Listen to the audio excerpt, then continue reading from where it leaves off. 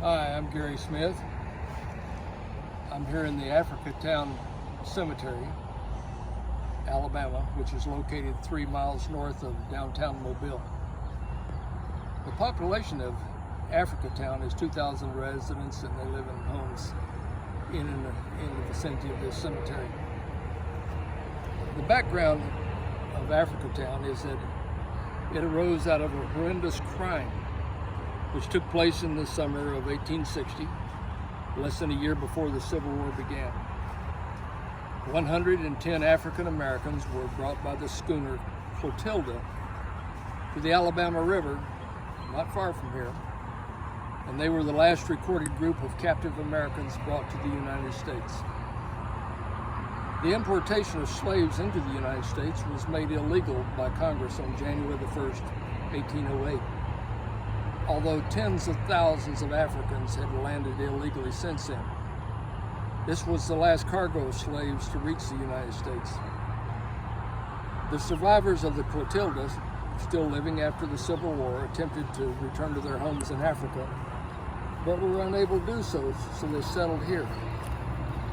Many of Africatown's current residents are descendants of those slaves.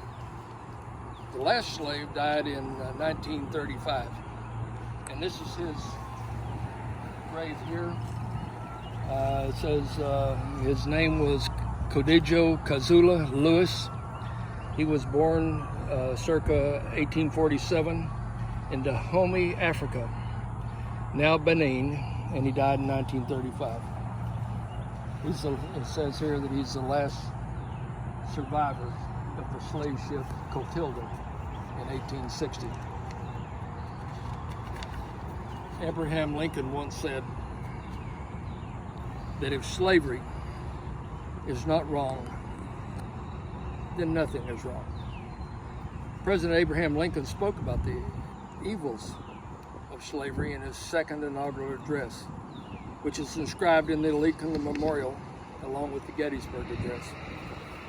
President Lincoln delivered the second inaugural address on March the 4th, 1865. It was a brilliant speech.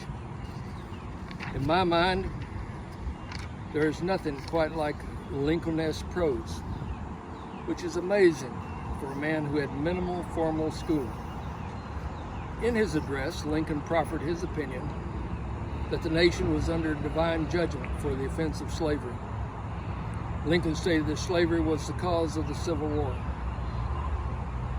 He said, 1/8 of the whole population were colored slaves, not distributed generally over the Union, but localized in the southern part of it.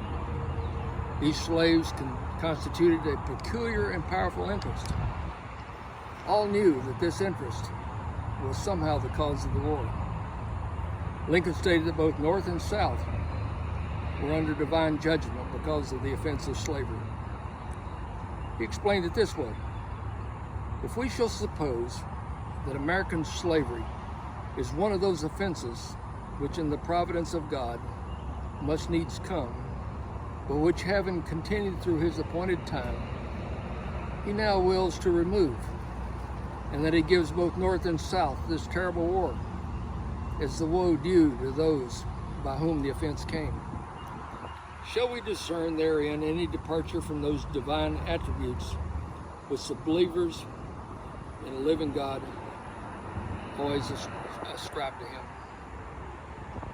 Lincoln continued, fondly do we hope, fervently do we pray, that this mighty scourge of war may speedily pass away. Yet if God wills that it continues until all the wealth piled by the bondsman 250 years of unrequited toil shall be sunk, and until every drop of blood drawn with the lash shall be paid by another drawn with the sword. As was said 3,000 years ago, so still it must be said, the judgments of the Lord are true and righteous altogether. Lincoln concluded his most amazing speech with a marvelous hope for the future. With malice toward none, with charity for all, with firmness in the right as God gives us to see the right, let us strive on to finish the work we are in, to bind up the nation's wound, to care for him who had borne the battle, and for his widow and his orphan, to do all which may achieve and cherish a just and lasting peace with all nations. Thank you very much.